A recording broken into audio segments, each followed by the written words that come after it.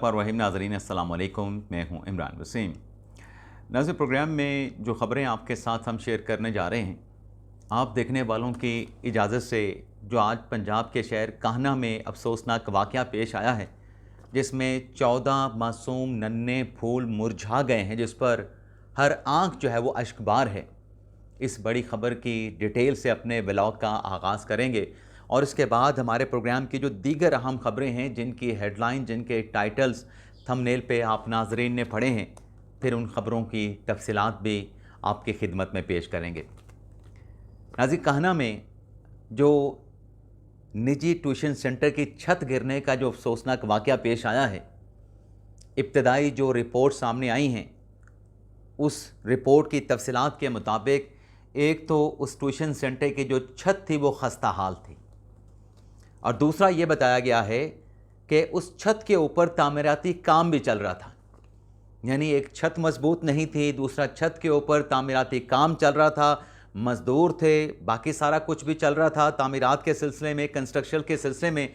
उसके नीचे 35 बच्चे, कोई 5 साल का है, कोई 6 साल का है, कोई 7 साल का है, कोई 10 साल का है, वो तालीम हासिल कर रहे थे।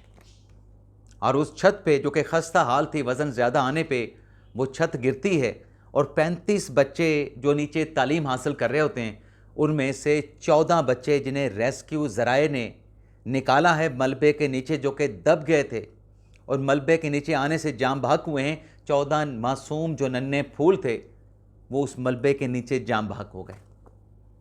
बाकी 21 हैं या 20 हैं, वो भी ज़ख्मी हैं, कुछ शदीद ज़ख्मी हैं, कुछ नॉर्मल ज़ख्मी हैं।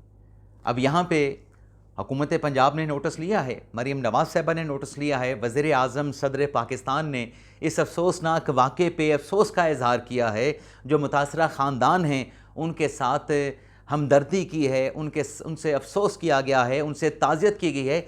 लेकिन जिस घर में ये ट्यूशन सेंटर बनाया हुआ था, जहाँ पे नज़र आ रहा था कि जिस छत के नीचे बैठ के आप बच्चों को तालीम दे रहे हैं, वो छत गिर सकती है, क्या उन्हें ये होश के नाखून नहीं लेना चाहिए थे? क्या उनको अपनी ज़िम्मेदारी कि आप छोटे छोटे मासूम बच्चे हैं, 5 साल का, 10 साल का, 6 साल का, 9 साल का, आप जिस छत के नीचे उन्हें पढ़ा रहे हैं, वो छत किसी भी वक्त गिर सकती है, तो किसकी ज़िम्मेदारी थी? आज मलबा आप पंजाब हुकूमत पे डाल दें, आप मलबा आज लोकल इंतज़ामिया पे डाल दें, वफाकी हुकूमत पे डाल दें, बड़ा ही आसान हो। लोगों से भी पूछा जाना चाहिए जो वहाँ पे ट्यूशन सेंटर चला रहे थे, भाई आपकी क्या रिस्पॉन्सिबिलिटी थी? पहली ज़िम्मेदारी तो आपकी थी। अब उनके ख़िलाफ़ जब केस बनेगा, FIR कटेगी, पकड़ धकड़ होगी, गिरफ्तारियाँ होंगी, थाने में भेजा जाएगा, जेल में भेजा जाएगा, हवालात में रखा जाएगा, फिर कहा जाएगा कि हमारे साथ ज़्यादती हो गई। वो जो 14 बच्चे जिनकी अब तक की कन्फर्म इत्तला है रेस्क्यू ज़राए के मुताबिक, किसी का बेटा था, किसी की बेटी थी, नन्हे नन्हे बच्चे थे, उन वालिदैन पे क्या ख़जूर होगी? कोई ये सोच रहा होगा कि नहीं सोच रहा होगा? डेफिनेटली हर आँख अश्कबार है, लेकिन जो रिस्पॉन्सिबल हैं, क्या वो ये सोच रहे होंगे कि उनकी गफलत, लापरवाही की वजह से 14 बच्चे जो है इस दुनिया से चले गए? 14 जो गोदें थीं, अब पता नहीं किसी के घर का एक बच्चा था या 2 बच्चे थे, 14 गोदें उजड़ गईं माँओं की। बहुत अफसोसनाक वाक़या नाज़रीन, जितना अफसोस किया जाए उतना कम है। चलें, ये वाक़या तो हो गया, आगे तो हम होश के नाखून लेना। हुकूमतों को भी एक्टिव होना चाहिए कि जहाँ जहाँ पे ऐसे तालीमी इदारे बने हुए हैं या वहाँ लोगों को, बच्चों को ट्रेनिंग दी जाती है, उनको वहाँ पे जाके चेक करें कि दोबारा ऐसा कोई वाक़या पेश ना आए। अब नाज़रीन, बाकी ख़बरों की जानिब आ जाते हैं। सबसे पहले तो नाज़रीन, अलीमा ख़ान साहिबा ने, जो हम बात करते रहे पिछले दिनों में अपने व्लॉग्स में, ऐसी बात अलीमा ख़ान साहिबा ने की है कि अब किसी शक व शुबे की गुंजाइश नहीं रही कि अलीमा ख़ान साहिबा दरअसल चाहती क्या हैं। आज आपको पता है कि मंगल का दिन था, मुलाकातों का दिन था, और मुलाकातें हुई आज। इमरान ख़ान की बुशरा बीबी साहिबा के साथ हुई, बुशरा बीबी साहिबा की उनकी बेटी के साथ, उनकी भाभी के साथ मुलाकात हुई। अगर नहीं हुई तो PTI के किसी बंदे की अब तक मुलाकात नहीं हुई, जब तक मैं प्रोग्राम रिकॉर्ड कर रहा हूँ। लेकिन अडियाला जेल के बाहर अलीमा ख़ान साहिबा ने आज जो चुप का रोज़ा तोड़ा है, जो खामोशी तोड़ी है, उसने बहुत से राज जो है वो आश्कार कर दिए हैं, बहुत से राज आश्कार कर दिए हैं और यह यहाँ कर दिया है कि दरअसल ये मुलाकातें क्यों नहीं हो रही इमरान खान के साथ। लेकिन पहले हम बात करेंगे जो पिछले दिनों कराची में दहशतगर्दी का वाक़या पेश आया, पाकिस्तान ने उस पर रिस्पॉन्स किया, अफ़गान सरहदी इलाकों पे दहशतगर्दों के जो ठिकाने हैं उनको टारगेट किया, 25 दहशतगर्दों को जहन्नम वासिल किया। वहाँ पे सवाल होता है इन दहशतगर्द अनासर का। अफ़गानिस्तान के तर्जुमान ज़बीउल्लाह मुजाहिद पाकिस्तान पे हमले की धमकी देते हैं कि अफ़गानिस्तान पाकिस्तान पे हमले की धमकी दे रहा है, अफ़गानिस्तान की साइड से पाकिस्तान में दहशतगर्दी करवाई जाती है, मंसूबे बनते हैं अफ़गानिस्तान की सरज़मीन पे। अलीमा आपा क्या जवाब दे रही हैं? अच्छा, ये मेरी ज़ुबान से निकल आता है अलीमा आपा। कुछ दोस्त एतराज़ करते हैं कि आप आपा क्यों कहते हैं। मैं रिस्पेक्ट सबको देता हूँ, सबको रिस्पेक्ट देता हूँ, मैं किसी की इंसल्ट नहीं करता। आप मेरे व्लॉग्स में देख सकते हैं, मैं किसी की इंसल्ट नहीं करता, फैक्चुअली चीज़ें मैं आपके सामने रख देता हूँ। अलीमा खान साहबा कहती हैं कि अब सवाल उनसे गंदम होता है, जवाब उसका चना आ रहा है।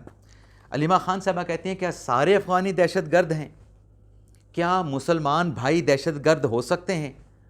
फिर उन्होंने कहा कि 5 से 10 साल आप किसी मुल्क में रहें, आपको पासपोर्ट मिल जाता है।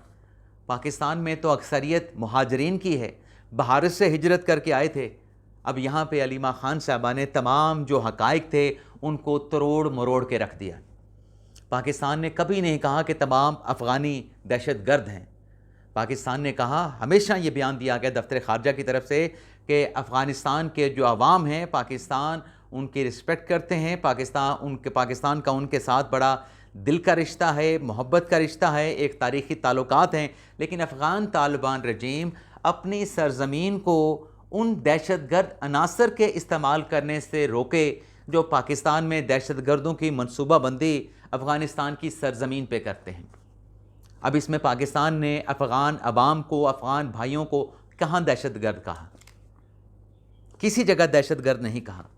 और जहाँ तक बात है अलीमा खान साहब की 5 साल, 8 साल, 10 साल आप किसी मुल्क में रहें, आपको नेशनलिटी मिल जाती है, हक़ाइक़ के बरखिलाफ़ आपको किसी मुल्क में गैर कानूनी तौर पे रहने पे कभी नेशनलिटी नहीं मिलती।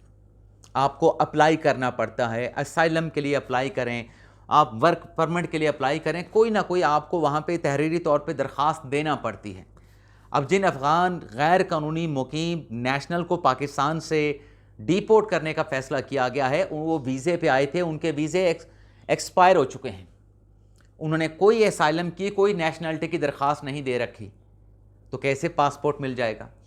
और फिर अलीमा खान साहबा कहती हैं कि भारत से पाकिस्तान में लोग हिजरत करके आए थे, वो मुहाजिर अच्छे हैं, अफ़गानिस्तान से आने वाले मुहाजिर जो हैं वो अच्छे नहीं हैं।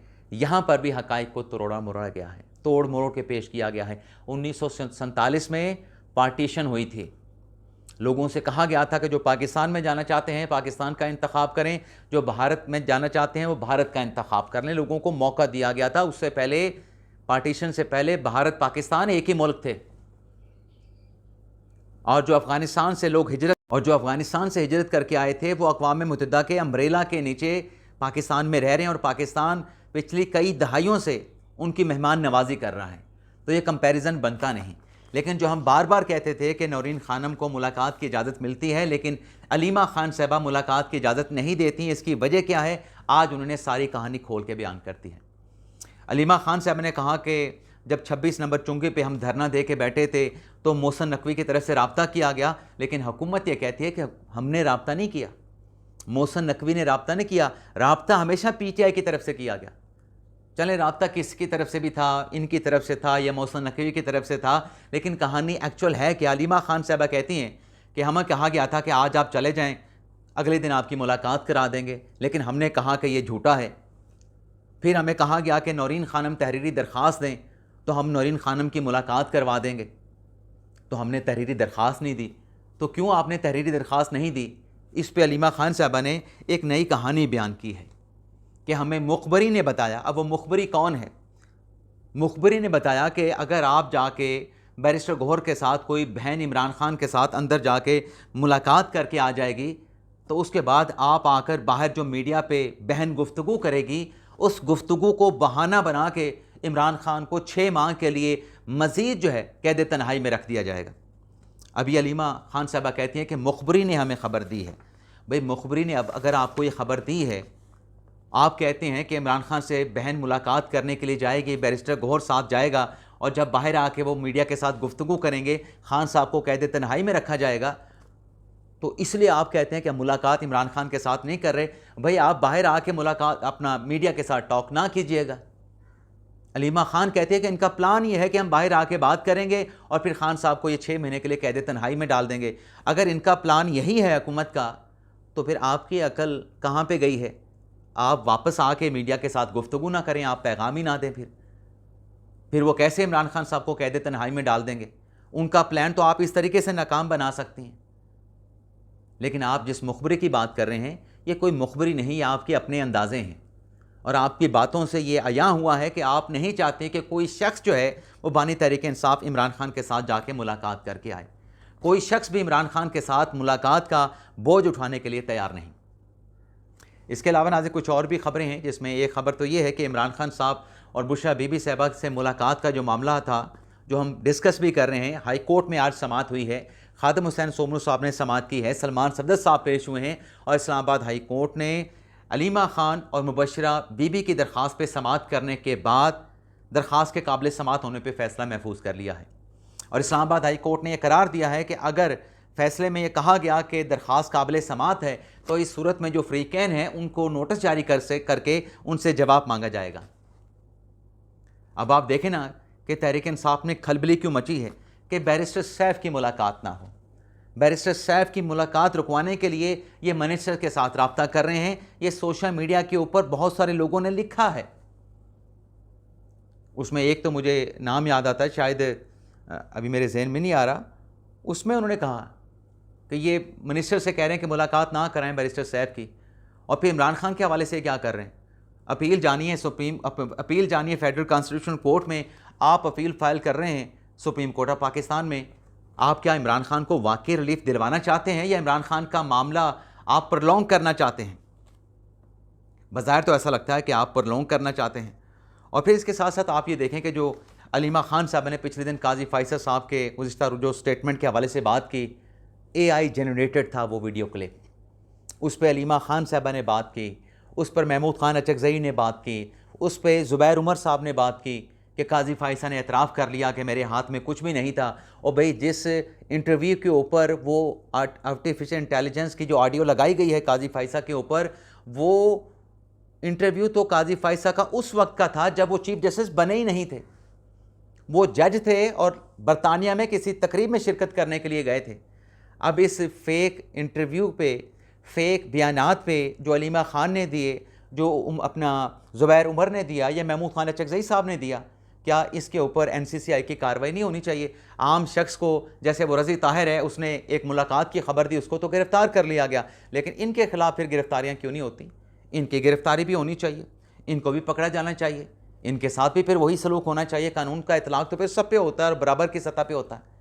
यहाँ पे खामोशी है, वहाँ पे लोगों को धर लिया जाता है, फ़िज़िकल रिमांड भी ले लिया जाता है। अब आप देखें ना कि जो भारत की तरफ से पाकिस्तान को धमकियाँ दी गई, सिंध ताज का मुआहदा जो है वो सस्पेंड किया गया, उस पर पाकिस्तान ने इंटरनेशनल एक कॉन्फ्रेंस का इनेकाद किया, जिसमें पाकिस्तान ने वाज़ेह तौर पे पैगाम दिया है कि अगर पाकिस्तान के हिस्से का पानी भारत की जानिब से रोका गया तो पाकिस्तान इसका सख्त जवाब देगा, मुँह तोड़ जवाब देगा, और जो इंफ्रास्ट्रक्चर होगा पाकिस्तान का पानी रोकने के लिए, उस इंफ्रास्ट्रक्चर को पाकिस्तान की जानिब से तबाह कर दिया जाएगा। ये फ़ैसला हो चुका है पाकिस्तान की सियासी और अस्करी क़यादत में। लेकिन जिस इंटरनेशनल कॉन्फ्रेंस का इनेकाद किया गया है, उस कॉन्फ्रेंस में चीन के एक मेहमान भी मौजूद थे। अब उस चीनी मेहमान ने क्या कहा है? उस चीनी मेहमान की तरफ से भारत को दो टोक अंदाज में एक जवाब दिया गया है। वो जवाब क्या है नाज़रीन? मैं जवाब आपको पढ़ देता हूँ। वो जवाब नाज़रीन ये है कि करोड़ों लोगों के पानी का बहाव रोकना जंगी जुर्म में शुमार होगा। भारत से कहना चाहता हूँ कि दूसरों के साथ वो ना करो जो तुम नहीं चाहते कि तुम्हारे साथ। विक्टर गाओ का नाज़रीन ये स्टेटमेंट है। विक्टर गाओ की तरफ से बयान दिया गया है कि कहीं ऐसा ना हो कि भारत का जो दरिया है ब्रह्मपुत्रा, जो कि चीन से बहता हुआ भारत में आता है, कि उसका पानी भी रोक लिया जाए। यानी विक्टर गाओ चीन के एक सीनियर रहनुमा, उनकी तरफ से कहा गया कि भारत से कहना चाहता हूँ कि दूसरों के साथ वो ना करो जो तुम अपने साथ नहीं चाहते। कि तुम्हारे साथ वो हो, तो ये पाकिस्तान की सपोर्ट में चीन सामने आया है। भारत को पैगाम दिया गया है कि अगर किसी का पानी तुमने रोका तो फिर कल को तुम्हारा पानी भी रोका जा सकता है। और ब्रह्मपुत्रा जो रिवर है वो भारत के टोटल एग्रीकल्चर वाटर का ग़ालिबन मेरे अंदाजे के मुताबिक 44% है, 44% है। तो भारत सोच ले कि वो चाहता क्या है। और पाकिस्तान ने वाज़े तौर पे पैगाम दिया कि हमारा पानी, जो हमारे हिस्से का पानी है, उसे रोकने की इजाज़त नहीं दी जाएगी। इजाज़त चाहते नाज़रीन, अल्लाह हाफ़िज़।